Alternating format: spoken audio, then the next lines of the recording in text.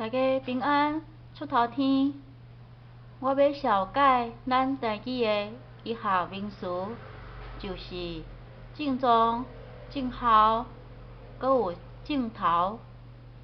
亲像糖尿病的人会喙焦、体重会减轻、高热，医生甲检查发现血压有称悬，心跳嘛较紧，血糖嘛真悬。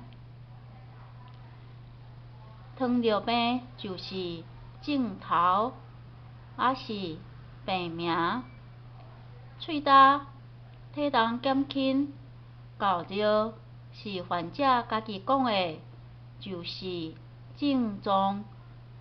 血压悬、心跳紧、血糖嘛悬，是医生发现的，叫做症候。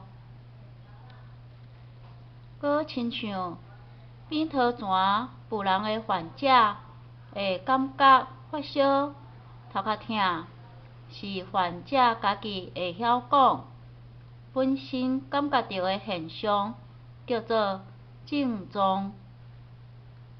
症状是患者主观的感觉。医生检查的时，看到浮脓的所在肿起来，也是心脏疼起来，1分钟跳几下，这是医生检查后发现的，叫做症候。症候是医生客观的观察。